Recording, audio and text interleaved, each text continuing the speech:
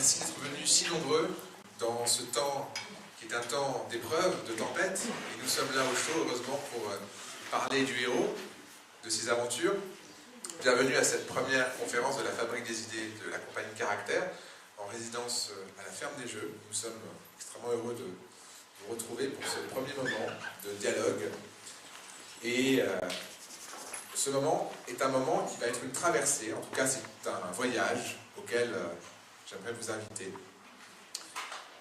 Il me semble que nous vivons, comme le disait Brecht, des temps sombres. En tout cas, même si certaines victoires récentes et inattendues, qui ne vous aura pas échappé, je pense, se profilent. On entend beaucoup, aujourd'hui, que sont nos héros devenus? Reste-t-il des héros? Que sont nos modèles devenus? Quelles sont les références, les valeurs?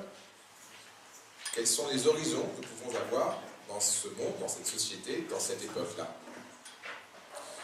Et il me semble, je l'avais dit peut-être pour ceux qui étaient là à la présentation de saison, que l'une des questions qui nous habite est celle de l'avenir, de l'horizon. Et on ne peut pas penser à un horizon, en tout cas on ne peut pas penser à un après, sans penser à un dépassement.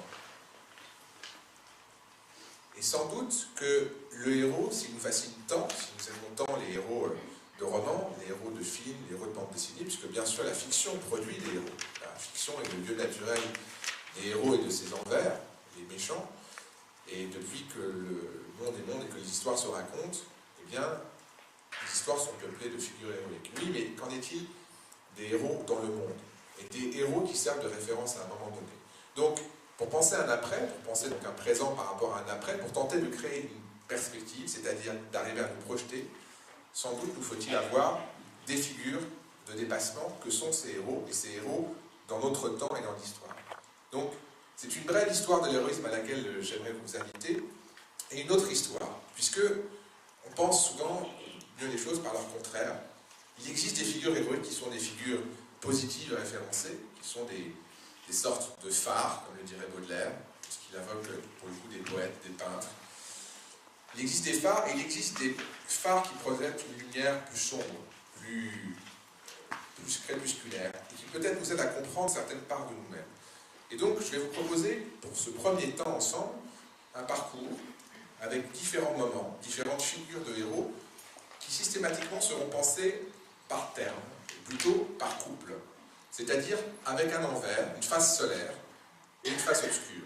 Côté obscur, qu'on a vu justement dans la fiction, eh bien ce côté obscur-là, peut-être nous permettra-t-il de comprendre certaines des questions du présent. Et après ce premier temps, qui est le temps d'aujourd'hui, après cette traversée, nous entamerons un voyage avec certaines figures que vous avez devant vous dans ce programme. Macbeth, Don Juan, les liaisons dangereuses avec Merteuil et Valmont, Lorenzaccio, Cyrano, Joseph K, figure de Kafka qu'on trouve réduit à une initiale, K, dans le château, et puis, on verra pourquoi, Orson Welles, qui pour moi représente une sorte d'incarnation de cette trajectoire de l'héroïsme, qui part d'un héros en majesté, d'un héros en puissance, d'un roi, et qui aboutit à un bouffon. Alors aujourd'hui, c'est le temps du panorama, c'est le temps du tour d'horizon, justement. Et commençons peut-être par nous demander ce qu'est un héros, tout simplement. Un héros, c'est une figure extraordinaire. Ça peut paraître simple, mais ça suppose donc un état ordinaire, une définition ordinaire de ce qu'est un certain état de l'humain dans une société donnée. On pourrait donc dire qu'un héros suppose trois dimensions. D'abord, une nature héroïque particulière, un trait de caractère ou, comme le dit d'ailleurs l'origine, l'étymologie, une naissance. Puisque le héros, vous le savez sans doute, c'est d'abord un demi-dieu. C'est d'abord, dans l'Antiquité grecque, celui qui est né des amours d'un dieu ou d'une déesse et d'un mortel. Donc c'est un croisement. C'est un croisement entre deux polarités, ce qui lui donne à la fois le dépassement du dieu et la faiblesse de l'humain. C'est ce qui est très intéressant dans le héros, c'est évidemment ce mélange, ce contraste entre la faiblesse, entre la faille. Même Achille, le premier des héros, a son talon bien nommé, c'est-à-dire celui qui fait qu'il a une faiblesse. Il a été trempé, vous vous en souvenez, par sa mère dans l'eau du Styx, ce qui l'a rendu invincible à toute flèche, à toute blessure, sauf en un point exactement, et ce point-là, c'est le point précisément par lequel il va périr. Donc, le héros, par nature, et ce mélange, il y a une phrase d'ailleurs de Vigny, dans La mort du loup, borné dans sa nature, infini dans ses vœux, l'homme est un dieu tombé qui se souvient des cieux. Donc l'homme est un dieu tombé qui se souvient des cieux. Eh bien on pourrait dire que le héros est un dieu qui n'est pas tombé, mais un dieu inachevé. Un dieu parcellaire. Et à cette étincelle de divin et à ce pouvoir, eh bien se mêle cette faille. Donc une nature, c'est ce qui caractérise le héros. Évidemment, la première dimension, la qualité la plus fréquente, c'est d'abord le courage. C'est-à-dire que ce qui caractérise le héros, c'est la capacité d'affronter la mort, d'affronter sa propre mort. Et sans doute qu'une civilisation qui n'est pas capable d'affronter sa propre mort a déjà un problème avec l'héroïsme. Quand la mort, comme le dit le philosophe Michel Foucault, devient une chose qui disparaît, une chose qu'on cache, une chose qu'on ne voit plus, une chose qu'on n'est pas prêt à affronter, eh bien, sans doute que déjà la notion même d'héroïsme, qui consiste à pouvoir exposer sa vie pour défendre une cause plus grande que soi, eh bien, sans doute que l'héroïsme est déjà en péril. Donc, une nature extraordinaire, une qualité extraordinaire, en général le courage, en tout cas dans un certain type d'héroïsme que nous allons évoquer. Ensuite, évidemment, des actes, des exploits. C'est-à-dire que si le héros a un nom, il est souvent d'une certaine naissance. On dit d'ailleurs dans l'Odyssée, dans l'Iliade, fils de Néoptolème, fils d'Achille, le fils d'Hector, le fils de... Donc le héros s'inscrit dans une généalogie, il a une histoire, il a une naissance, il a une origine. Mais à ce nom s'ajoute un renom. Et ce renom, c'est ce qui redouble le nom, sans jeu de mots. C'est-à-dire que le renom, c'est la réputation, c'est ce qui fait que le héros va mériter sa naissance. Parfois, on dira de certains personnages, tu ne mérites pas ton nom, tu ne mérites pas ta naissance, tu ne mérites pas ton rang. Et nous connaissons de ces gens qui ont un nom sans mériter leur naissance et sans mériter leur nom, et qui, comme le dit Figaro, n'ont fait que se donner la peine de naître. Autrement dit, qu'ils n'ont rien fait d'autre que d'exister, d'être dans le monde, sans rien conquérir. Puisque le héros, à ce nom-là, ajoute des exploits et des actes. Ce qu'on retient d'un héros, c'est ce qu'il a fait. C'est pour ça qu'un héros s'actualise et se réalise dans la réalité. Deuxième chose, des exploits, des actes. Troisième dimension fondamentale du héros, une situation critique, une situation extraordinaire, qui fait que le héros va devoir, d'une certaine manière, jaillir parfois de l'anonymat, de la foule, au contraire de la masse d'autres héros. En tout cas, il va devoir accomplir quelque chose d'exceptionnel. Et ce statut d'un héros qui a une nature autre, une nature supérieure, des qualités spécifiques, qui est capable d'affronter la mort pour une cause, la sienne ou celle de la cité, qui va accomplir des exploits qui resteront dans la mémoire. Un héros, c'est quelqu'un dont on se souvient. Vous savez, dans tous les villages de France, ici à Volpénil, comme dans les autres villes, vous avez un monument aux morts. Vous avez les noms. Vous avez les noms. Le nom qui reste. C'est peut-être ça, un héros, c'est un nom qui reste, et un nom qui traverse le temps. Et c'est un nom qui a permis de braver certaines circonstances. On trouve aussi l'appel du 18 juin 1940, avec le nom du général de Gaulle, un acte fondateur.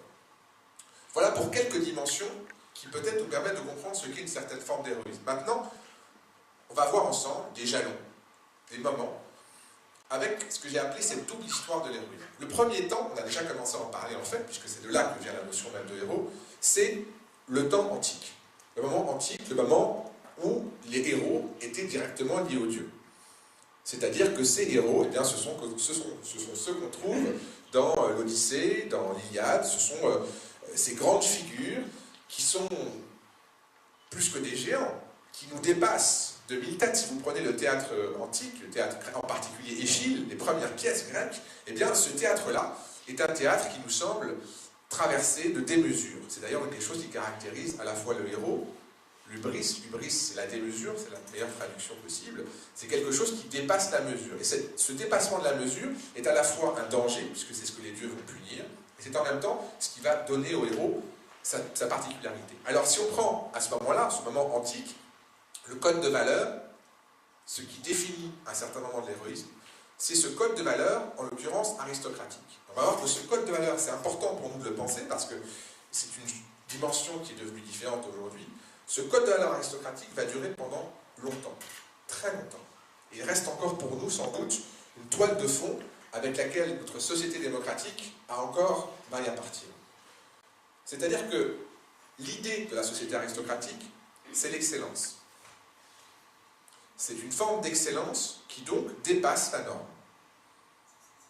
Un aristocrate, j'entends dans le terme même, c'est celui qui fait preuve d'une certaine différence, d'une forme de supériorité. Alors comment penser l'héroïsme dans une société démocratique où la norme est censée être l'égalité? On voit déjà que la question est particulière et complexe. Et on va voir qu'il y a certaines solutions à certains moments. En tout cas, dans cette société aristocratique, le héros est cet homme, en l'occurrence par exemple Achille, prenons le premier héros d'un des premiers textes de l'Occident, l'Iliade. Achille, ça commence avec la colère d'Achille. Et Achille est grand à la fois par sa puissance, par sa force, c'est le plus grand des héros grecs, et par sa colère. Il est grand en tout. Le héros est grand en tout. Il est dans la démesure en tout. Grande colère d'Achille qui risque de mener à la défaite. Donc Achille, figure de la puissance, de la force, en même temps de cette espèce de rage. Et j'aimerais tout de suite opposer à Achille, c'est d'ailleurs ce que je vous ai proposé dans le petit texte que j'ai écrit, la figure d'Ulysse. Ulysse n'est pas frontal. Ulysse est l'homme de la tangente. Ulysse, son épithète grec, c'est polytropos. Polytropos, ça signifie plusieurs tours. D'ailleurs, c'est traduit par l'homme aux 1000 tours. C'est l'homme aux 1000 tours et aux 1000 détours. C'est l'homme qui ne va jamais braver en face les choses. C'est l'homme qui va dire au cyclope qui essaie de l'empêcher de sortir, mon nom est personne. Ce qui fait que quand le cyclope va dire on m'a attaqué, on va dire mais qui t'a attaqué? Il va dire mais c'est personne, c'est personne. C'est l'homme de la ruse, Ulysse. C'est l'homme qui va prendre des chemins détournés. Donc, deux figures déjà qui s'installent avec les deux épopées majeures que sont l'Iliade et l'Odyssée, Achille et Ulysse, l'attaque frontale et le détour, la tangente, la ruse. Je vais vite, parce qu'il s'agit simplement là de poser des jalons. On pourrait parler déjà de cet héroïsme antique fort longtemps, de ses variantes, de ses complexités. Et vous noterez bien sûr qu'un héros est un héros de la force et du courage, l'autre un héros de l'intelligence. D'ailleurs, le lien particulier de Ulysse à un dieu est à Athéna, la déesse de la sagesse et de l'intelligence. Premier moment donc, héros antique, Ulysse, Achille. Deuxième temps, c'est le héros qui, cette fois-ci, est passé par le monde chrétien, par l'avènement du christianisme, et au héros de la guerre, qui était le héros antique, s'oppose désormais un héros de la paix, et ce héros de la paix, c'est le saint.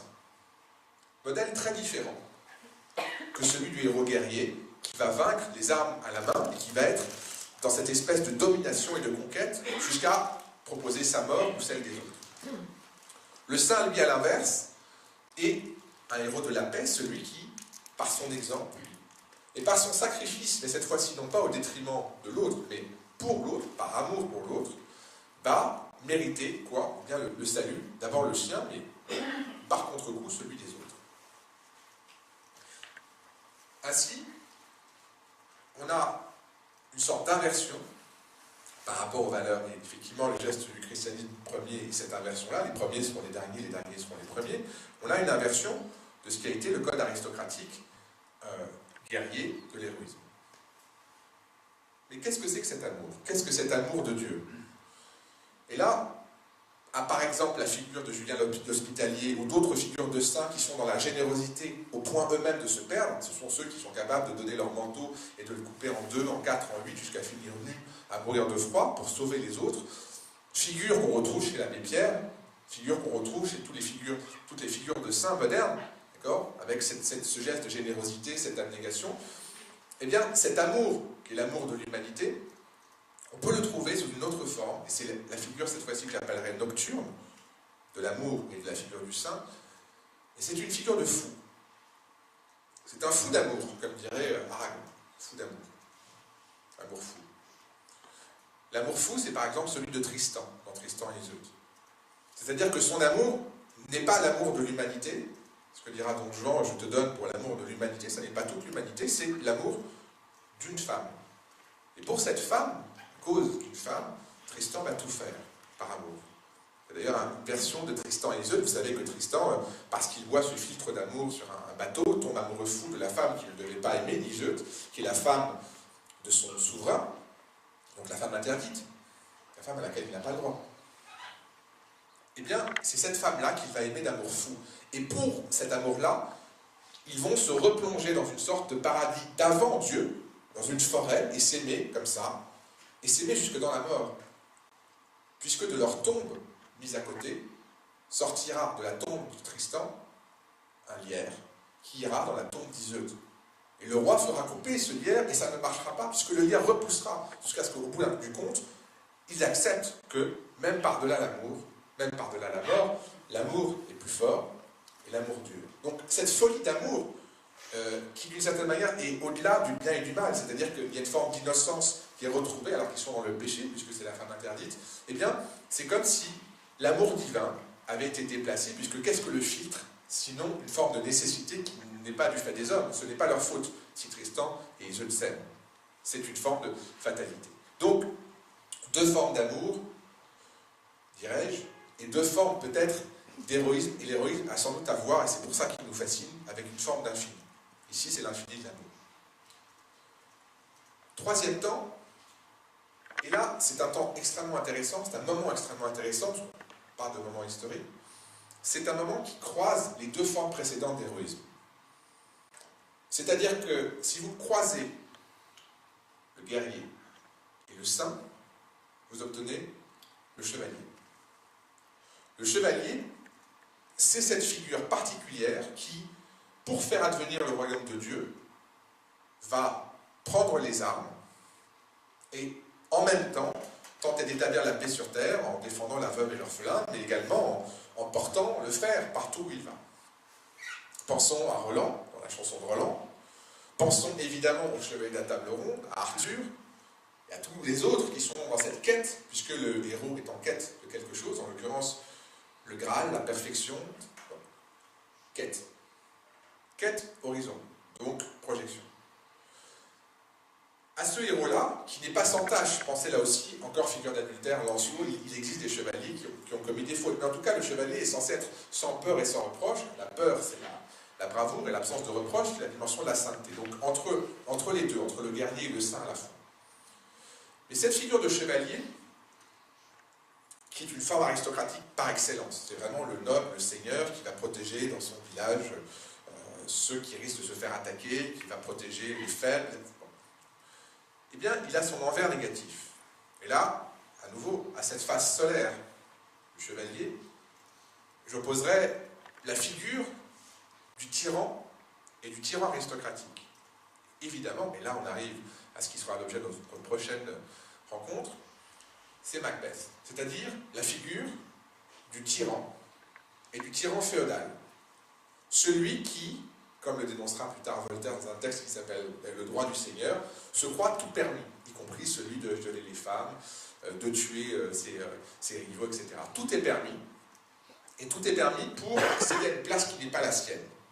Puisque, tout de même, on a commencé par dire que le héros avait par nature une différence. Quelque chose qui le rendait exceptionnel.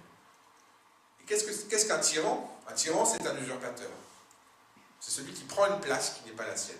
Vous prenez d'ailleurs Oedipe Roi, la pièce d'Oedipe Roi s'appelle en grec Oedipe tyran. Pas parce que Oedipe a un pouvoir excessif, mais parce qu'il a pris une place qui n'était pas la sienne. Donc le tyran, c'est l'usurpateur, qui en plus va être despotique, c'est-à-dire exercer son pouvoir de façon abusive. Et que fait Macbeth? Dès lors que là aussi, par une forme d'étrange fatalité, des sorcières lui disent qu'il sera roi, tout de suite, instantanément, Macbeth prend son meurtre. C'est-à-dire qu'il n'a même pas le temps d'un projet, que immédiatement, il se projette dans le crime et il devient tyran. Et toute l'histoire de Macbeth, c'est la manière dont le mal s'incarne et dont, en l'occurrence, un homme va se changer en tyran. Donc, vous me direz, oui, mais est-ce que c'est de l'héroïsme? J'en bégaye, parce que c'est quand même, c'est scandaleux de dire que Macbeth est un héros. Eh bien, d'une certaine manière, on peut dire qu'il y a une grandeur de Macbeth.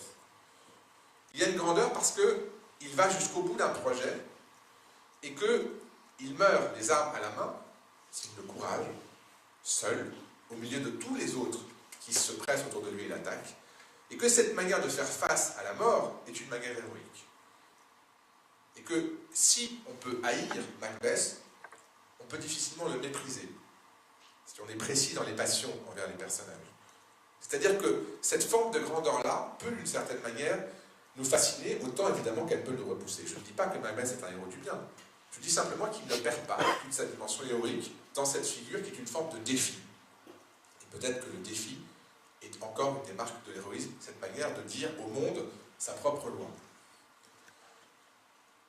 Héros antique, héros chrétien, héros chevaleresque. Quatrième moment, ce que j'appellerais le héros classique, c'est-à-dire le moment où la figure du grand seigneur se constitue. Et ce grand seigneur, en fait, il est passé auparavant par une certaine étape. Et entre les deux étapes que je viens de vous dire, je vais en rajouter une, qui va commencer à ouvrir une autre ligne, avec l'idée d'un héros collectif. Mais, donc je dis qu'il y a le héros classique, seigneur, mais à peu près, un tout petit peu avant, il y a l'apparition d'un héros national.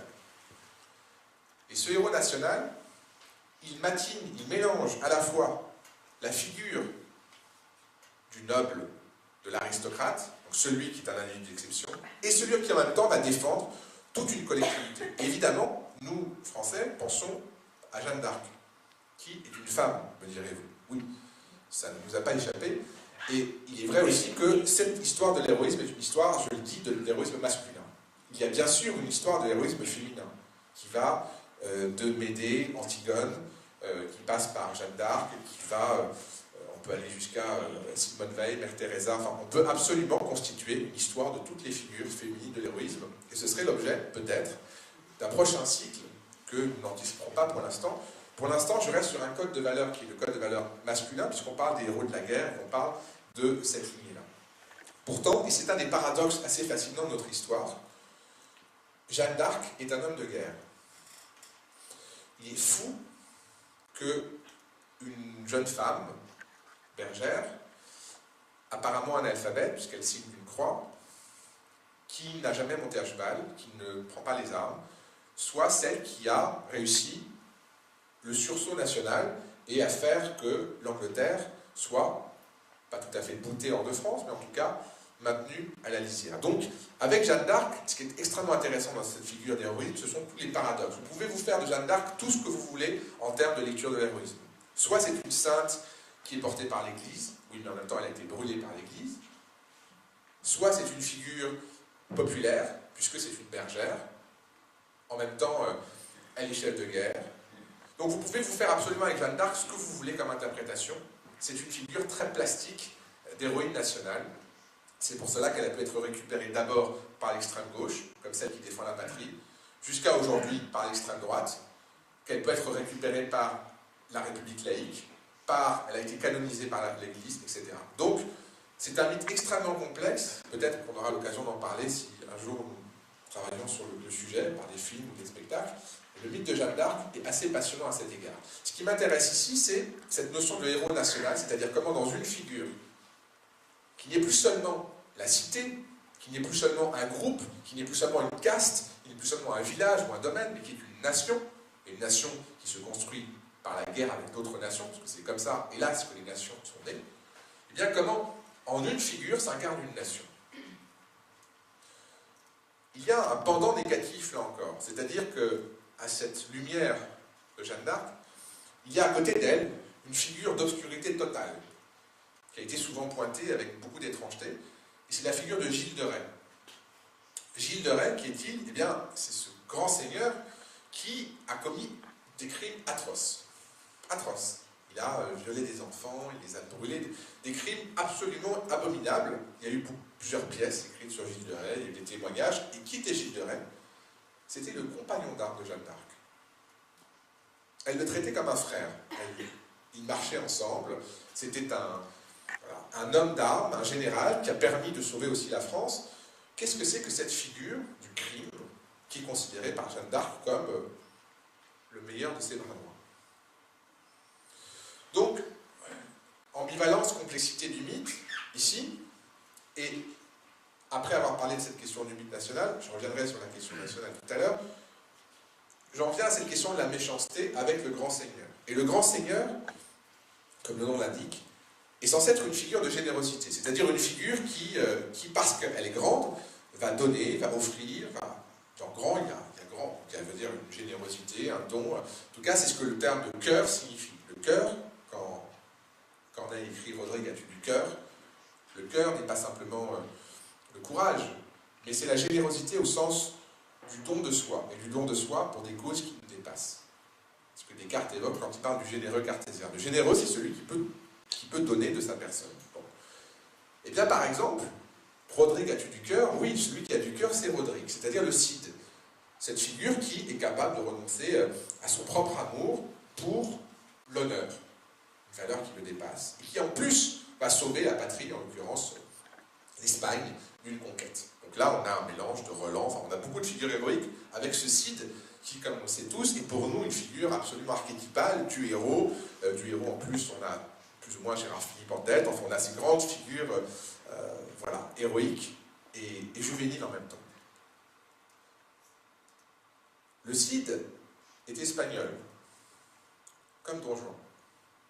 Don Juan, envers négatif du Cid. Don Juan, figure non plus de l'amour, mais de la séduction. Figure du défi.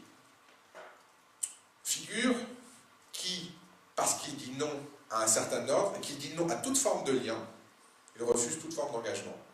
Le mariage, la religion, la famille.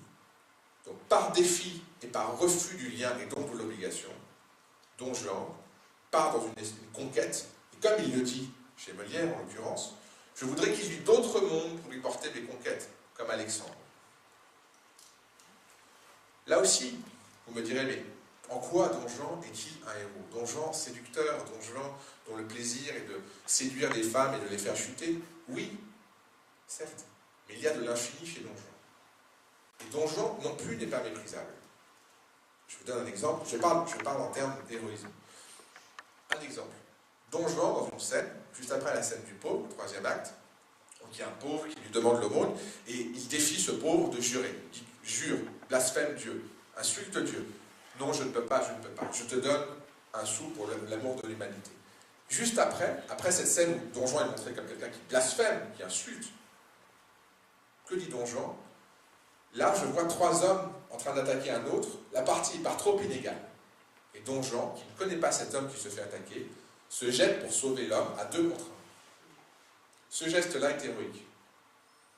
Et ça signifie quoi? Ça signifie qu'il reste quelque chose du code de valeur aristocratique, qui est qu'on doit porter secours à quelqu'un qui est dans le temps. Il en reste quelque chose, y compris chez ce séducteur, qui ne retient aucun engagement. Ce qui est fascinant avec toutes ces œuvres, c'est qu'elles sont toujours plus complexes qu'une lecture simplement morale. Et c'est peut-être cela qui nous permet de comprendre la complexité, la plasticité de l'héroïsme, en tout cas ses métamorphoses. Grand seigneur, sauveur, le Cid, grand seigneur méchant homme, comme le dit Sganarelle, qui est la première scène de Don Juan.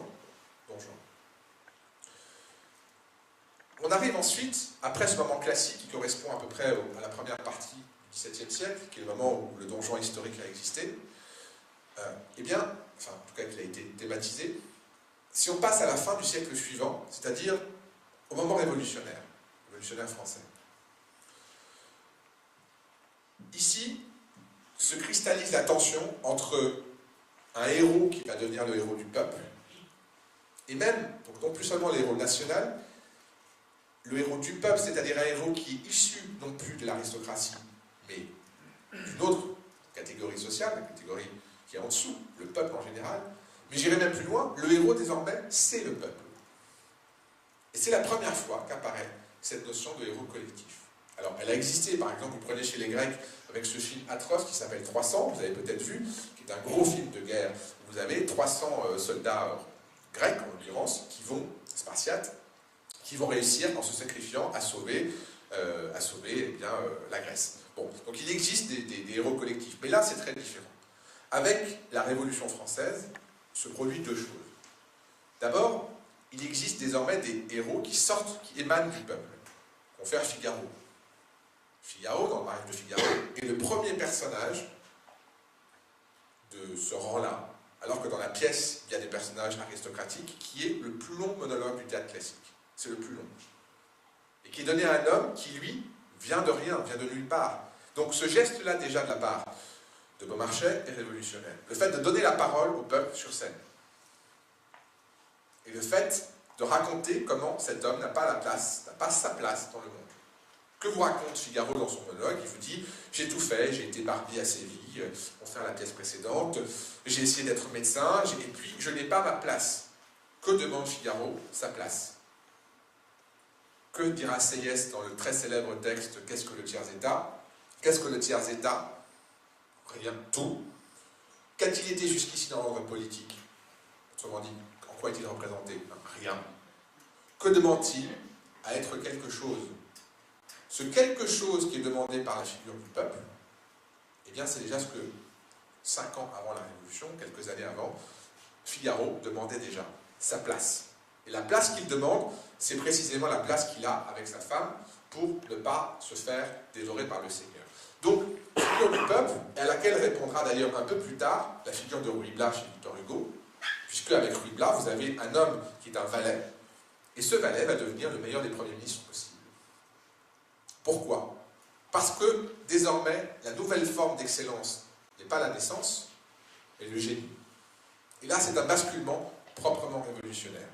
Le fait de passer de la naissance, qui est liée à l'hérédité, au génie, qui est une forme d'élection, c'est-à-dire que vous pouvez être dans n'importe quelle classe et vous êtes génial, ce que la République transformera en mérite, d'accord? Vous avez du génie, et donc vous pouvez occuper une place qui n'était pas celle que vous aviez à l'origine. Ruy Blas est un homme génial. C'est donc le meilleur des premiers ministres, bien meilleur que ne l'est celui qui a été évincé. Là, on a bien tout l'optimisme d'Hugo qui pense que, effectivement, du peuple peuvent venir des génies, et que le peuple est un salut, et que même le peuple fait l'histoire, puisque la révolution est accomplie par qui? Par le peuple, dans son ensemble, un héros collectif. Oui, mais là encore, c'est la dimension solaire de l'héroïsme. À peu près au même moment, c'est-à-dire juste avant la Révolution française, 5 ans avant, 1784, est composé un des romans les plus célèbres que nous connaissons tous, en tout cas, nous en avons vu des films, nous en avons lu, c'est Les Liaisons dangereuses. Les Liaisons dangereuses, roman fascinant, quand même fou que tout le XVIIIe siècle ait écrit des romans épistolaires, des romans par lettres, et de quoi se souvient-on? Des liaisons dangereuses. Pas de la Nouvelle Héloïse de Rousseau, pas de lettres portugaises, enfin on peut s'en souvenir, mais on se souvient des liaisons dangereuses. Pourquoi? Eh bien, sans doute parce qu'elles sont dangereuses. C'est-à-dire que cela raconte la décadence et la fin d'un monde. Et quel monde? Ce monde, justement, aristocratique, où les nobles ont commencé par, d'abord, avoir leur gloire par la guerre, puis l'avoir par la chasse, puis par la cour, en brillant, et puis lorsqu'ils n'ont eu plus aucun territoire sur lequel exprimer leur supériorité, eh bien cette guerre se transforme en une guerre en dentelle, certes, mais avec l'acier de la destruction de l'autre. Le rêve de tout libertin, c'est de séduire toutes les femmes, et donc de les faire chuter, et ensuite de tuer tous les hommes en duel. Donc c'est une forme d'héroïsme noir, une forme d'héroïsme dévoyé, si vous voulez. Un héroïsme de la conquête qui n'est plus dans une forme positive, d'affirmation, de vie. Non, c'est une forme de destruction jusqu'au bout. Et il y a quelque chose chez ces personnages, chez Merteuil, chez Valmont, de terrifiant et de fascinant à la fois, de vénéneux. Dans ces personnages avec leur espèce d'ascèse, qui ne sont pas du tout simplement dans le plaisir, mais qui sont dans cette espèce de volonté de montrer leur supériorité à tout prix, y compris en renonçant, s'il le faut, au plaisir. Et le but est bien la domination. Le but n'est pas simplement le plaisir. Donc, avec ces liaisons dangereuses, on a, si vous voulez, l'espèce de poussée incandescente du héros aristocratique qui arrive à une sorte de décadence, et en face, au même moment, le héros du peuple qui se constitue. Donc, une dualité. J'avance, puisque nous aurons l'occasion de parler des liaisons dangereuses, que la compagnie prépare... commence à travailler, puisque nous travaillons sur l'adaptation des liaisons dangereuses. Et nous arrivons au moment qui nous intéresse en particulier, puisque c'est la création de la compagnie cette année, Laurentatio. Mais avant de parler de Laurentatio, il faut que je vous parle d'autre chose. On a vu cette évolution du héros, et on a vu le héros du peuple. Bon. Eh bien, après le héros du peuple, surgit une figure qui va être thématisée, qui est la figure du grand homme. Le grand homme, tel que le philosophe allemand Hegel en parle, c'est celui qui, à un moment historique donné, va incarner le génie d'une nation. C'est-à-dire qu'à un moment donné, par exemple, eh bien oui, la Grèce a dominé le monde et, comme le dit Hegel, l'esprit soufflait en Grèce. Voilà. C'est la Grèce qui a donné la philosophie, qui a donné la démocratie. Donc voilà, la Grèce a, à un moment donné, non seulement au sens politique, mais au sens où Hegel l'entend de l'idée. L'idée a été grecque.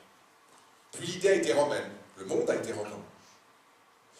Ensuite, le monde a été chrétien. Bref, pour Hegel, l'histoire, c'est l'évolution de l'idée, et c'est la manière dont l'idée se développe, se déploie, et comment elle progresse. Et pour lui, à un moment donné, en un homme, peut s'incarner cette idée. C'est la raison pour laquelle, lorsque Hegel, qui est professeur à Iéna, en 1807, voit passer Napoléon et les armées napoléoniennes, il dit « J'ai vu passer l'esprit à cheval ». Et les deux sont importants. L'esprit et le cheval. C'est-à-dire la vitesse et précisément le cheval qui est, vous vous en souvenez, l'animal aristocratique, puisque un cheval, c'est ce qui permet aux chevaliers d'exister. Donc, on a cette espèce de grand homme, qui est la figure, d'une certaine manière, du héros de l'histoire, si on veut, qui surgit, et Napoléon, c'est l'emblème de tous. Oui, mais le héros de l'histoire, et là, à nouveau, face nocturne, va provoquer un profond désenchantement, par sa disparition. Et là, nous touchons Lorenzaccio. Lorenzaccio, c'est la retombée du souffle révolutionnaire, c'est la retombée de l'espoir, c'est la retombée de l'idée qu'on peut changer, transformer l'histoire. Lorenzaccio, c'est un poème du désenchantement. C'est peut-être notre seule, en tout cas l'une de nos seules pièces shakespeariennes. Et c'est l'envers de l'optimisme de Hugo, avec cette idée que l'histoire progresse constamment, et que, ainsi, nous allons devenir tous frères à un moment, et qu'un jour, il y aura les États-Unis d'Europe, il avait raison là-dessus, et qu'il y aura ainsi un progrès, et qu'il y aura, comme il le dit dans un célèbre texte, une abolition de la différence entre le droit et la loi. C'est-à-dire que désormais, tout sera juste. On a là l'optimisme hugolien, qui est très inspiré du message chrétien. Eh bien, Musset, qui est l'enfant terrible du romantisme, lui, s'oppose complètement à cette vision optimiste. Non seulement l'histoire ne progresse pas, selon Musset, mais elle se répète en pire. Vous pouvez faire une révolution, vous pouvez tenter de détruire le pouvoir, le tyran, etc. Eh bien, l'histoire va se répéter et elle ne va pas avancer, elle va dégénérer. Donc, il y a dans Lorenzaccio une tension entre un idéal, une quête de liberté, et puis un sentiment que l'histoire n'est pas du tout une avancée linéaire. Musset, évidemment, écrit cela en 1834, c'est-à-dire au moment où la révolution de 1830 a, elle, impliqué un retour, selon lui, non pas à la Révolution française, mais un retour à une forme de monarchie. Et donc, la révolution est un échec. Donc, en face, en vis-à-vis du grand homme, il y a ce héros du désenchantement qui est incarné par Lorenzaccio. Lorenzaccio, je vous rappelle que le suffixe accio est négatif en italien, c'est-à-dire Lorenzo minable. C'est ça que ça veut dire. Donc le titre déjà est une insulte. Alors que c'est Lorenzo de Médicis, grande famille italienne, et que Lorenzo était une figure de poète, absolument, de philosophe, promise à tous les espoirs. Et voilà pourquoi nous allons, avec la compagnie, travailler sur Lorenzaccio toute cette année, et je l'espère avec certains d'entre vous, puisque tout à l'heure nous commencerons des auditions pour les amateurs, qui seront le cœur, puisque la pièce est aussi sur la cité et l'impossibilité de la cité. Et donc, c'est important d'avoir un cœur. Et quel meilleur cœur autre que les habitants de la cité, justement. Et donc, vous, certains d'entre vous, d'autres pénivossois, et j'allais marrer. Donc, voilà, le cœur, la cité et un parcours de désenchantement. J'avance, puisque nous reparlerons de Lorenzaccio, et je vais cette fois-ci à la fin du siècle. À la fin du siècle, 19e siècle, moment qui est connu comme celui de la grande décadence. Pourquoi? Pour de nombreuses raisons. La Grande Dépression, parce que dépression économique, certes, mais aussi sentiment d'une fin de siècle. Vous avez cela dans les œuvres de Gustave Moreau en peinture, vous avez cela avec le mythe de Salomé qui coupe les têtes des hommes, vous avez cela chez Oscar Wilde, vous avez cela avec les hommes qui font tourner les tables, les séances de spiritisme, vous avez ce moment occulte, vous avez cette fin de siècle, ce sentiment de fin de siècle qui est par exemple concentré dans une œuvre comme À rebours, dont le titre seul vous dit bien que l'époque a l'impression de remonter le temps et non plus de progresser. il y a eu toutes les idées que le temps allait avancer, qu'il allait y avoir du progrès de l'histoire, et bien là, il semble bien que, même si la technologie se développe, l'histoire fasse marche arrière. Eh bien, il y a là aussi une sorte de dualité dans les figures de l'héroïsme en cette fin de siècle-là. Il y a un héroïsme non plus de la tangente, mais, j'allais dire, de l'underground, du monde souterrain, du monde parallèle. Je pense aux figures comme Arsène Lupin, Fantomas, vous voyez, toutes ces figures qui, dans la grande ville moderne, vont prendre des chemins souterrains et devenir des sortes de héros ou du crime, ou des héros de la contrebande, des héros parallèles, d'une certaine manière. Et là, pour le coup, la figure héroïque qui m'intéresse, c'est la figure qu'on pourrait qualifier, nous, encore de positive. C'est-à-dire la figure du sursaut, qui est représentée, à mon avis, par Cyrano de Bergerac. Cyrano de Bergerac, donc la pièce est écrite en 1897 par Rostand, à la fin de l'année, et Rostand écrit cette pièce parce qu'il traverse une crise de dépression, justement. Dépression au sens, cette fois, clinique du terme. Et pour sortir de ce sentiment de dépression à la fois personnelle et de l'époque, qui va-t-il chercher? Il va chercher la figure d'un héros du début du XVIIe siècle, une figure justement de défi, d'un personnage qui a été un poète, un bretteur, un philosophe et un libertin au premier sens du terme. Pas le libertin des liaisons dangereuses, non. Le libertin philosophe. Vous savez que libertin, à l'origine, veut dire affranchi. Libertinus, en latin, c'est l'esclave qui a réussi à se libérer. Donc c'est celui qui s'émancipe. Là encore, figure du défi. L'émancipation. Et donc, en faisant une relecture romantique de Cyrano, Rostand prend ce personnage dont le dernier mot, je vous le rappelle, est le panache. Il me reste quelque chose du moins, il a tout perdu. Sa vie, Roxane, tout. Il ne me reste rien. Il me reste au moins une chose, quoi? Le panache. Qu'est-ce que le panache? Le panache, c'est la chose qui flotte au-dessus du chapeau. C'est ce qui domine. C'est ce qui vous distingue. Ralliez-vous à mon panache blanc, Henri IV. C'est la marque de distinction et d'excellence. C'est le signe aristocratique. C'est le signe du héros, qui est capable de s'exposer et de se perdre lui-même pour tenir sa parole. C'est pour ça que Cyrano continue à nous bouleverser. Vous savez que la première fois que Cyrano a été créé, il y a eu 1000 représentations. Lorsque la Comédie Française l'a refait, ça a duré 30 ans. Pourquoi est-ce que Cyrano nous émeut tellement? Et c'est une pièce que, j'espère, nous créerons dans quelques années. Eh bien, parce que c'est un sursaut de l'héroïsme en attente des cadences. Et que ce personnage-là, qui est émouvant, qui est un personnage de défi, qui est un personnage qui, à lui seul, est capable de braver l'humanité, eh bien, a cette faille. Et cette faille, ça n'est pas seulement son nez, mais c'est le regard qu'il a sur lui-même. C'est-à-dire le sentiment de sa laideur, le sentiment de ne pas avoir droit à ce bonheur-là. Et donc, avec cette figure-là, on retrouve, si vous voulez, à la fois la dimension du héros en majesté, du héros classique, du héros du défi, du héros noble, et puis en même temps, ce romantisme désenchanté. Et donc, cette figure est particulièrement bouleversante, et particulièrement forte, et sans doute, je ne suis pas sûr que nous soyons sortis de la fin de siècle, sans doute que pour nous, Cyrano résonne en particulier.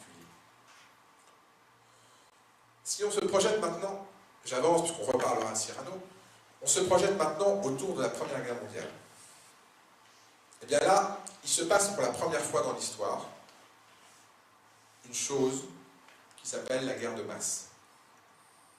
Ce ne sont pas seulement des hommes qui se tuent, ce sont des masses qui s'affrontent et qui s'effondrent les unes contre les autres. Millions de morts. Et là, ça va provoquer dans l'héroïsme une rupture fondamentale. Jusqu'alors, le héros, c'était l'homme qui se tient debout. Le héros, c'est l'homme qui meurt debout, qui prend les balles en face.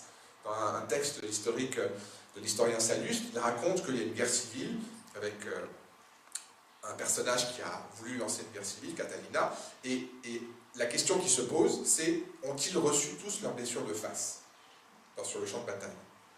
Donc il retourne les corps pour voir ceux qui ont reçu les blessures de face, et il est dit de ce personnage, de ce général, qu'il a reçu toutes les blessures de face et qu'il est mort au milieu de ses ennemis, et qu'il n'avait pas une seule blessure dans le dos. Donc le héros, c'est d'abord celui qui meurt debout, avec les blessures en face, qui ne tourne pas le dos à la mort. Eh bien là, avec la Première Guerre mondiale, l'enjeu n'est pas de mourir debout, mais de survivre couché. C'est la boue, les tranchées, les poux, c'est le devenir animal. Si vous regardez, d'ailleurs, nous allons, en lien avec la ville de Volpénil, en lien étroit, proposer un cycle sur les visions de la Grande Guerre, en association avec l'association de la ferme des Jeux. Je salue Jean-Christophe Pagès pour sa présence très amicale. Donc, nous allons absolument faire un parcours sur cette Grande Guerre et cette manière dont un effondrement s'est produit à ce moment-là. C'est-à-dire que le héros qui était debout se retrouve à l'état de terrier, comme dirait Kafka, voilà, dans les souterrains. Vous savez que la ligne Maginot, qui était sur 6 niveaux, eh bien, elle était enterrée en partie, et vous savez que, par exemple, à Verdun, toute l'armée française était en rotation. Donc tout le monde est passé par Verdun, enfin ceux qui ont survécu. Donc l'homme couché, et la question est même, est-ce encore un homme, quand on voit, par exemple, certains des films qu'on vous proposera, jusqu'à Un long dimanche de Chansagne, mais d'autres films, Johnny s'en va en guerre, par exemple, ou Les Sentiers de la gloire de Kubrick. Cet homme couché n'a plus de nom. Si vous regardez parmi les monuments aux morts, vous avez des noms. Mais quel est le monument aux morts par excellence de la Première Guerre mondiale? La tombe du soldat inconnu. La tombe du soldat inconnu. C'est la première fois dans l'histoire de l'héroïsme, en 25 siècles, qu'un héros n'a pas de nom. C'est un renversement complet. Un héros sans nom. Un héros innommable, en tout cas un héros anonyme. Et où se trouve cette tombe du soldat inconnu? Sous l'Arc de Triomphe. C'est-à-dire que vous avez le monument par excellence qui représente le triomphe romain avec la grosse initiale de Napoléon qui représente toutes ces victoires du grand homme, de celui qui a conquis la moitié du monde, en tout cas la moitié de l'Europe, le successeur d'Alexandre, de César. Et en dessous de ça, vous avez le symbole de l'effondrement de l'héroïsme contemporain. En termes d'emblème, il n'y a pas mieux si vous voulez. Le grand nom et le sans nom, au même endroit. En voyant ça, vous comprenez ce qu'est le XXe siècle et les tragédies qui vont suivre. Donc, vous avez ce poilu, ce héros anonyme, et vous avez bien sûr la figure que nous allons évoquer ensemble plus tard, de Joseph K. C'est-à-dire ce personnage de Kafka qui, lui, n'a plus de nom, n'a plus qu'une initiale. Joseph K. dans le procès, qui deviendra K. dans le château. Et dans le château, quelle sera la profession de ce personnage K? Arpenteur. Il va arpenter, il va marcher. Et que signifie der Prozess en allemand? C'est le procès, pas seulement le procès juridique, c'est le processus. C'est-à-dire l'avancée. Donc on avance et la question n'est plus où on va. La question c'est le processus. On parlera de Kafka, qui est une œuvre absolument immense, lorsqu'on évoquera cette question de l'héroïsme, de la catastrophe. J'avance, et j'avance jusqu'à la Deuxième Guerre mondiale. Car nous en avons eu deux, la guerre mondiale, et la deuxième, en un sens, était presque pire que la deuxième, à supposer qu'on puisse comparer les horreurs. Parce qu'en effet, à la destruction de masse s'ajoute la mort industrielle. C'est-à-dire que les Lumières, qui ont fait de la raison l'alpha et l'oméga, si vous prenez la logique cartésienne, qui dit qu'on va pouvoir se rendre maître et possesseur de la nature, qui va avancer, d'accord, la raison permet le progrès, la raison permet la science, vous prenez le positivisme du 19e siècle, c'est-à-dire l'idée que la science permet d'accéder à la vérité, et d'ailleurs que peut-être la vérité n'est que scientifique, très bien, et bien vous arrivez jusque-là au moment où on compte dans les chambres à gaz le nombre d'unités, comme était dit, qu'on peut gazer en combien de minutes. C'est d'ailleurs la critique qui sera faite des Lumières en disant voilà la raison aboutit aux chambres à gaz. Scandaleux, mais pas faux. En tout cas, compliqué. Et que devient l'héroïsme à ce moment-là? Là aussi, dualité. L'héroïsme, c'est peut-être, et c'est certainement, de résister. Et nous avons tous en tête cette photo de Jean Moulin, qui était d'ailleurs prise avant la guerre, avec son chapeau, avec cette figure déjà de rebelle, de retranché, qui était prise alors qu'il allait, quelque temps après, s'ouvrir les veines pour refuser d'obéir aux ordres qui étaient donnés de capituler. Et après, il prendra la voie de l'Angleterre, après il sera parachuté, après il organisera les réseaux, et après il sera dénoncé, après il sera torturé, et après il sera une victime, et sans doute que l'une des phrases les plus bouleversantes, en tout cas pour moi, de l'hommage que lui rend Malraux, lorsqu'il accueille les cendres de Jean Moulin au Panthéon, quelques années plus tard, c'est pitié pour ceux qui n'ont pas parlé, Et pitié aussi pour ceux qui ont parlé sous la torture. Ces mots m'ont toujours bouleversé parce que on ne sait pas à ce moment-là ce qu'est l'héroïsme. C'est qu'à un certain degré, on ne sait pas, comme disent certains, ce que nous aurions fait dans cette situation. Jusqu'où aurions-nous pu tenir. Qu'est-ce que l'héroïsme dans ces moments-là? Et peut-être même, c'est là que je parle de dualité, que résister certainement est un acte d'héroïsme, nous le savons. Et heureusement, nous avons eu des résistants pour nous rappeler ce qu'était l'héroïsme. Mais symétriquement, peut-être que survivre est déjà, dans ces contextes-là, une manière d'héroïsme. Qu'est-ce que c'est que cet héroïsme de la survie? Rappelez-vous que l'héroïsme, c'était la capacité déjà d'affronter la mort, mais pas seulement de l'affronter, de la dépasser d'une certaine manière, de la subir. Là, on en est arrivé au point où survivre est déjà héroïque. Et lorsque nous allons organiser une journée de l'art contre la barbarie, qui aura lieu le 15 mars, nous vous proposerons justement de réfléchir à cette question, à la manière dont on peut encore, par l'art notamment, dépasser, proposer une survie, un ailleurs, et le spectacle Raïm que vous avez peut-être vu lorsque nous l'avons proposé le 4 octobre, est exactement là-dessus. C'est-à-dire, comment est-ce qu'on peut survivre, en l'occurrence par l'art, par la musique, et traverser, et peut-être que là, sans leçon, mais peut-être là s'agit-il d'une certaine forme d'héroïsme. J'en arrive bientôt à ma conclusion, puisque nous avons traversé différents moments, pour réfléchir à ce qui, désormais, est devenu aujourd'hui, en tout cas la deuxième partie du XXe siècle. Certainement que les super-héros qui ont été inventés avant la Deuxième Guerre mondiale, dans les années 30, les Batman, Superman, etc., proposent une sorte de surhomme, c'est-à-dire avec ses super-pouvoirs, c'est une manière de projeter des qualités extraordinaires, qui sont soit parce que l'homme vient d'ailleurs, Superman, soit parce qu'il a été inoculé, il lui a été inoculé un pouvoir, comme Spider-Man. Bon, admettons. Ce qui est intéressant ici, c'est que la plupart de ces personnages ont une faille. Spider-Man est un raté. C'est un journaliste qui n'a pas beaucoup de chance avec quoi que ce soit. Vous prenez Batman, c'est encore pire. Batman, il est manifestement un peu timbré. Quelque chose un peu décalé, un peu hors norme. D'ailleurs, dans certaines versions, dans certaines bandes dessinées, ça va très loin. Une forme de goût, de la violence. Vous prenez Iron Man, l'homme de fer, il a toute puissance de l'argent, on a vu certains films, voilà. Donc d'ailleurs le film le montre, il finit dans l'alcool. Donc, au moment où la civilisation, et sans doute que c'est aussi lié au développement technologique, plus il y a technologie, plus les failles apparaissent. Et l'héroïsme se redéfinit.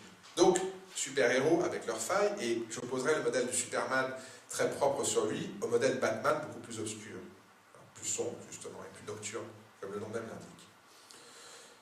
À ce modèle-là du héros en surdimension s'oppose ce que l'on a pu appeler, après la Deuxième Guerre mondiale, de façon parfois paradoxale à mon avis, le héros du quotidien.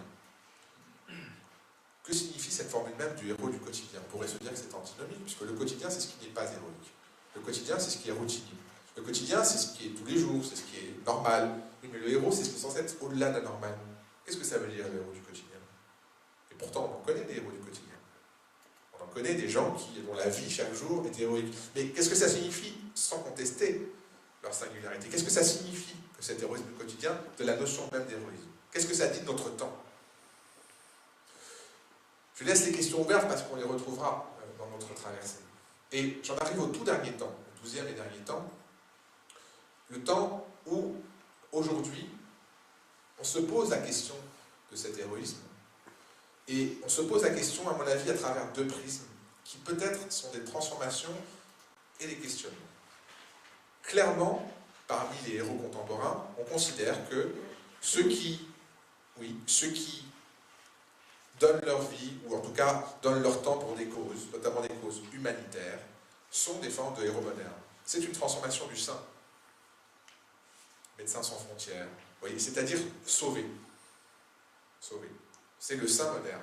C'est déjà ce que disait Camus, c'est-à-dire un saint sans Dieu, un saint laïque. On a ce geste-là. On peut admettre qu'il s'agit d'une forme d'héroïsme, un saint moderne. Et maintenant, et sans doute que là se portent toutes les confusions, lorsque on demande de citer des héros, on va pouvoir vous dire Zidane. Zidane est un héros. Ou même on pourra aller jusqu'à dire Michael Jackson est un héros. Mais que signifie dans ce cas-là héros, exactement? Est-ce que la confusion n'est pas, c'est bien normal, dans une société spectaculaire, entre star et héros? Autrement dit, est-ce que la confusion n'est pas entre la valeur et la notoriété? Je ne dis pas que ces gens-là sont sans talent, mais est-ce que le talent est suffisant pour vous provoquer de l'héroïsme? Et peut-être que là, on a un début de question qui va nous permettre de réfléchir à cette notion-là. Donc, si je reparcours rapidement, nous sommes partis de ce héros antique, avec sa dualité entre Achille et Ulysse, et cette tension.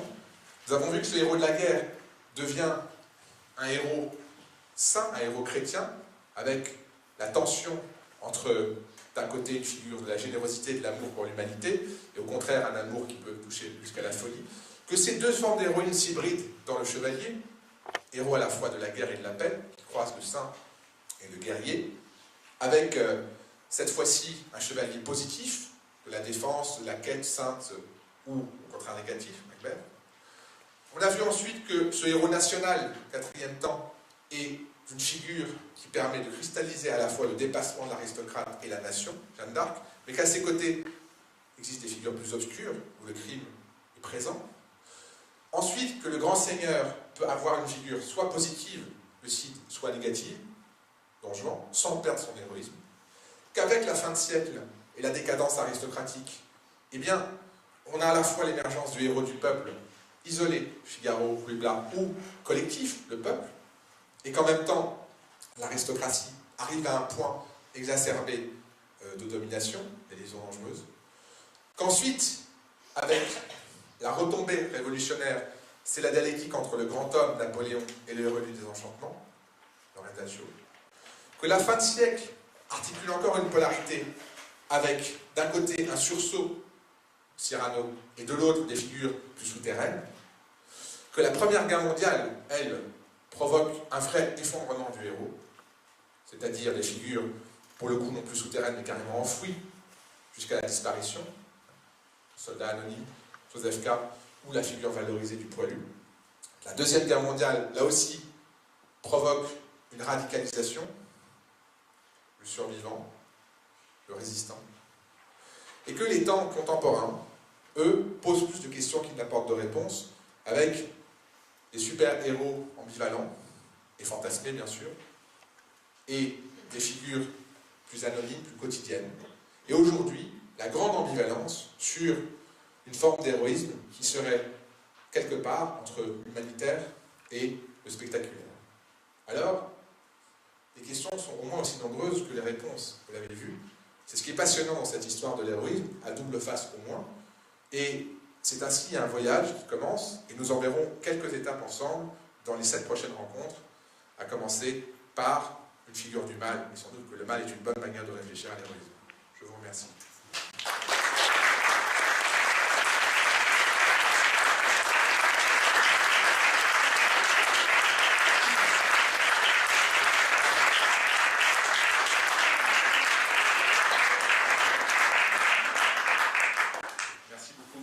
Merci beaucoup. On a peut-être un peu de temps pour des questions. Parfait. C'est l'idée qu'à chaque fois nous ayons un temps où je vous proposerai un point de vue et puis qu'après nous puissions bien sûr échanger par des questions, des discussions. On a même 2 micros et Gabriel Giraud qui s'occupe de la fabrique des idées avec brio peut vous passer le micro.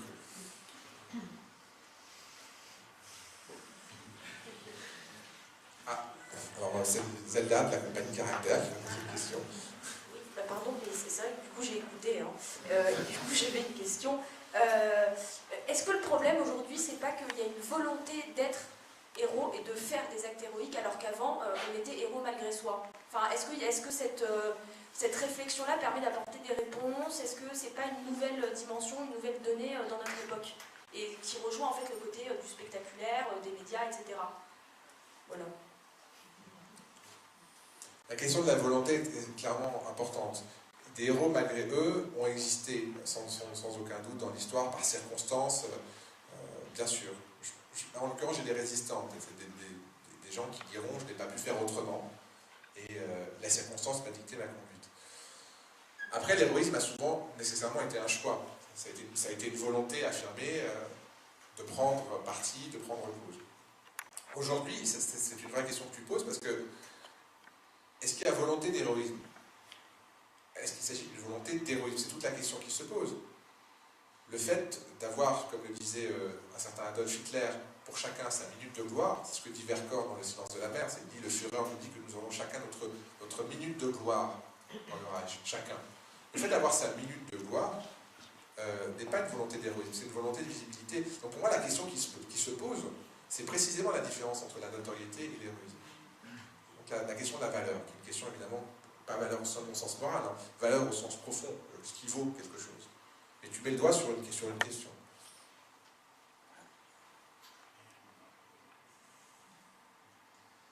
Je vous en prie, oui. Moi, je pense que l'héroïsme existe toujours. Je ne prononcerai pas bien son nom, mais Kim Moon, vous savez, la Birmane, c'est une héroïne. Ah, c'est vrai, on ne parle pas d'héroïne, même d'héroïne colombienne. Je vous promets de parler des femmes longuement lors d'un prochain cycle, mais il a fallu que je suis un film. Vous avez raison qu'il y a parmi les figures politiques, on peut penser à Gandhi, on peut penser à Martin Luther King. Donc là, vous parlez d'un héroïsme politique. Oui, parce que sinon, dans votre description, je trouve qu'on va de Carly Bansi. C'est-à-dire que c'est une vision qui est, de mon point de vue, un peu pessimiste sur le devenir. J'en fous personnellement. Le devenir, c'est quand on tourne. Mais on est maintenant avec des figures fantasmées. Demain, ce sera quoi? Donc le héros n'existe plus. D'ailleurs, est-ce qu'on a besoin de héros? Vous posez 3 questions fondamentales en une intervention. Merci. Merci. En général, je dis une phrase et puis... Et il y a 3 questions dedans. Pour 3 ans. Voilà. Au moins. Non, mais vous avez raison, bien sûr. C'est est-ce qu'on a besoin de héros? Moi, je dis oui. Après, on peut en parler. Hein. Moi, je pense que oui. Je pense même qu'une société se définit en bonne partie par ses héros. Vous connaissez peut-être le propos de Brecht, qui, dans la vie de Galilée, oppose il y a deux personnages. Il y a un personnage qui est le disciple de Galilée. Galilée vient d'abjurer. Galilée, qui a été un héros de la pensée, vient parce que l'Église l'a menacé de le torturer. Il a dit, je renonce et je ne dis pas que la Terre tourne autour du Soleil. Voilà, j'abjure. Et un de ses disciples déçus dit, malheureux le pays qui n'a pas de héros. C'est malheureux un pays qui n'a même pas un héros pour se projeter, pour le dépasser, pour le guider. Et Galilée répond, non, malheureux le pays qui a besoin de héros. C'est-à-dire le pays qui n'est pas capable par lui-même d'avoir ses propres valeurs et qui a besoin de figure au-dessus. Donc votre question est un peu celle-là, c'est-à-dire est-ce qu'on a besoin de héros? Je pense que ça peut faire du bien, oui. Après, c'est évidemment une chose discutable. Après, deuxième question que vous posez, la discussion reste ouverte là-dessus. Deuxième question que vous posez sur les héros politiques. Oui, sans doute. Alors je ne pense pas que toute grande figure politique soit héroïque. Voilà. Par exemple, Obama, je ne pense pas, ne peut pas être considéré comme héroïque. Après, vous donnez des exemples, même récemment, c'est-à-dire, voilà, cette chef politique birmane dont vous parlez, effectivement. La petite là qui a failli avoir le prix Nobel. Oui. Alors, ce sont des femmes. Dans l'avenir, est-il aux femmes? C'est aussi une bonne question. C'est peut-être qu'il y a une forme d'héroïsme féminin. Et là, vous donnez l'exemple de chef politique. C'est intéressant. En fait, une figure du grand homme qui serait restée. Voilà. Oui, c'est une bonne remarque. Oui. On a parlé des héros. Vous avez peut-être oublié l'anti-héros. Ce qui est une grande fascination, justement peut-être liée à cette décadence de la figure du héros qui fait que maintenant on cherche son antithèse pour découvrir autre chose. Quand je pense que dans la génération des années 80, il y avait un des premiers anti-héros à la télévision, c'était JR. Là, moi, j'appartiens à une génération qui a regardé dans les années 2000 un anti-héros qui s'appelle Dexter. On s'était pris de sympathie pour des héros qui sont tout sauf la valeur, le courage. Et pourtant, voilà, on était là, on se disait, alors, il va y arriver, pas y arriver, on n'avait pas envie qu'il se fasse choper. Il y a quelque chose qui est intéressant, ce point de vue-là, pour notre siècle, fin du XXe siècle et même début du XXIe siècle. Absolument d'accord avec vous, et j'ai fait exprès de ne pas prononcer le mot de anti-héros, parce que je ne voulais pas prononcer le mot de alter-héros de l'autre histoire de l'héroïsme, mais effectivement, cette question de l'anti-héros est sans doute déterminante au XXe siècle. Elle commence même avec Céline, avec le voyage au bout de la nuit, où le principal objet du personnage, justement pas un héros, c'est d'échapper à la guerre. C'est que grosso modo, alors que tous les personnages, la première scène, il y a une armée qui défile et dit « je vais m'engager ». Il s'engage. Et après, tout le reste du roman, son objectif va être de se tirer de la guerre. Comment est-ce qu'il peut échapper? Comment est-ce qu'il peut s'enfuir? Donc, anti-héros. Cet anti-héros, vous l'avez déjà, en fait, dès un roman latin qui s'appelle L'Âne d'Or, qui date du début, d'accord, vraiment au 1er, 2e siècle. Et en fait, vous avez un personnage qui veut apprendre la sagesse, accéder à la sagesse, qui mange quelque chose, et se retrouve transformé en âne.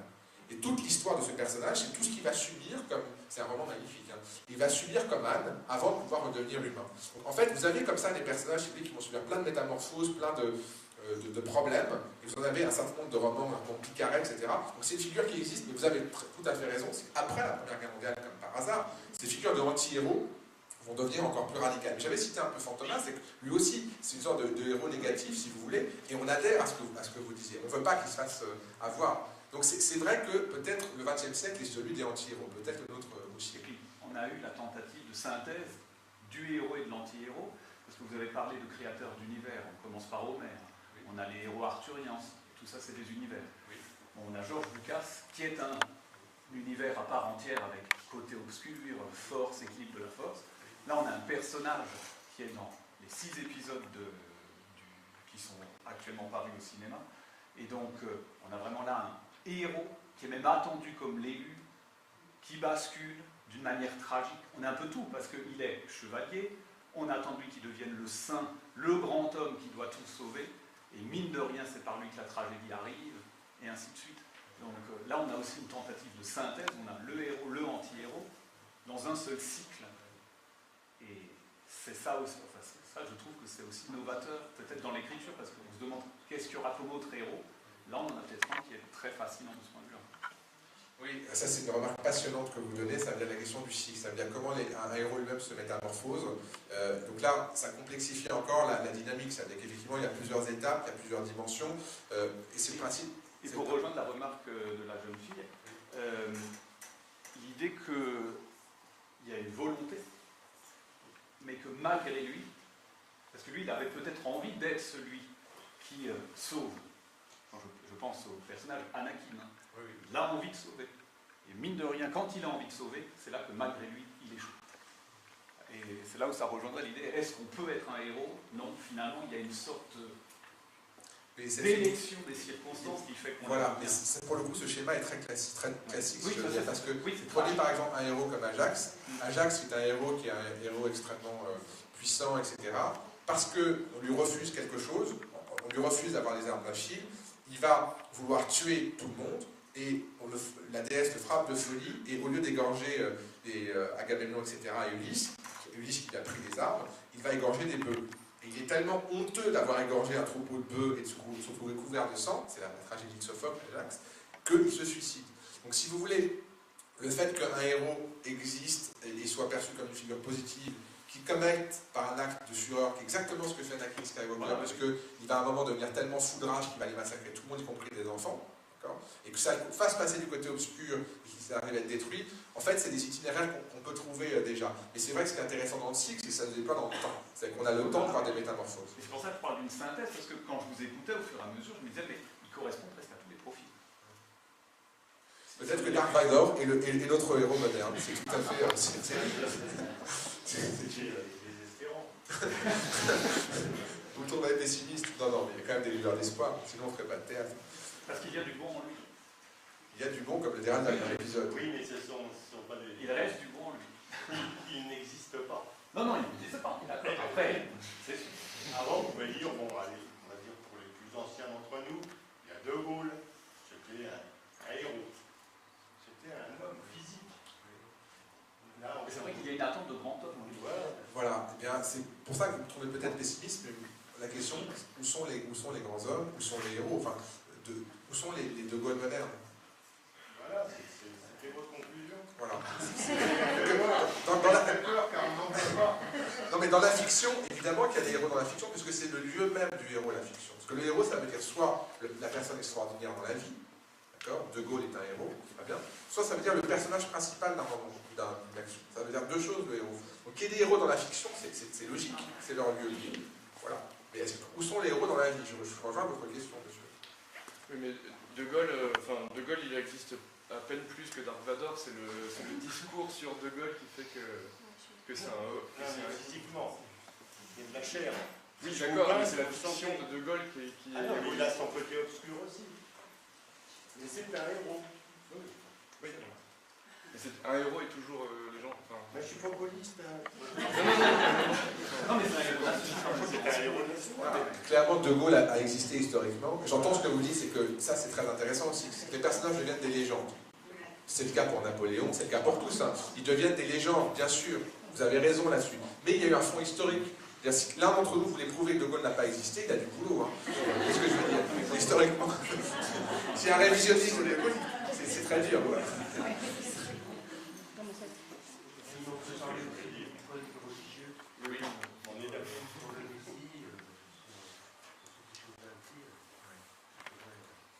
Alors ça c'est absolument passionnant, parce que ça ouvre la question du messianisme des prophètes, etc., qui est un modèle particulier. C'est que le modèle du prophète, c'est non pas seulement dans l'histoire, mais au-delà de l'histoire. Alors j'ai pensé quand j'ai parlé du saint, et j'ai délibérément pris non pas un saint qui était Jésus-Christ, mais qui était une figure humaine. Parce que si on prend pour le coup des figures messianiques, là on ouvre complètement une autre dimension. Mais c'est une vraie question. Ça veut dire, c'est la sortie de l'histoire. Voilà. Complètement.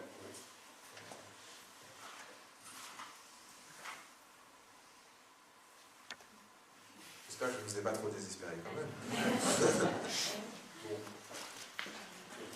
Bon, s'il n'y a pas d'autres... Oui, je vous en prie, là. Aujourd'hui, beaucoup de petits héros qui ne sont pas visibles et qui font des choses extraordinaires, mais dont on n'est pas au courant parce que c'est vrai qu'aujourd'hui, les médias permettent de montrer les choses que les personnes font, mais il y a des personnes qui ne veulent pas se mettre en avant et qui font des choses héroïques. Donc vous avez, alors là, vous pointez aussi un enjeu très très important, c'est-à-dire que la question de la visibilité un héros n'existe que s'il est connu. Enfin, qu'est-ce qu'un héros caché? Alors oui, par exemple, les résistants qui avaient d'autres noms, etc. Le soldat inconnu, oui. Alors, oui, mais c'est justement un modèle au bout de toute une histoire de l'héroïsme.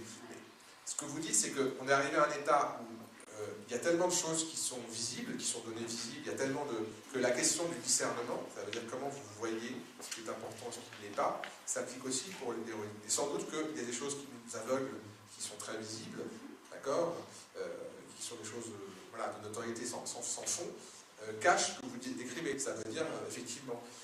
Alors ça n'empêche pas que ce soit héroïque, mais simplement, il n'y a pas de connaissance de cet héroïsme-là, il n'y a pas de conscience de cet héroïsme-là. Mais c'est vrai. De toute façon, clairement, la question... Je vous en prie. Non, la question vous savez, il y a Régis Debray dit qu'il y a eu plusieurs sphères. Il y a eu la sphère de l'écrit, il y a eu la sphère de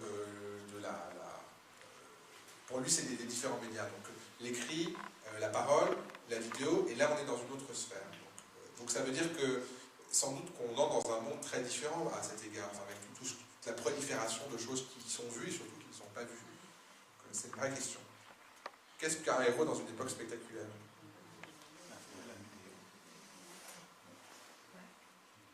Il y avait la nuit des héros.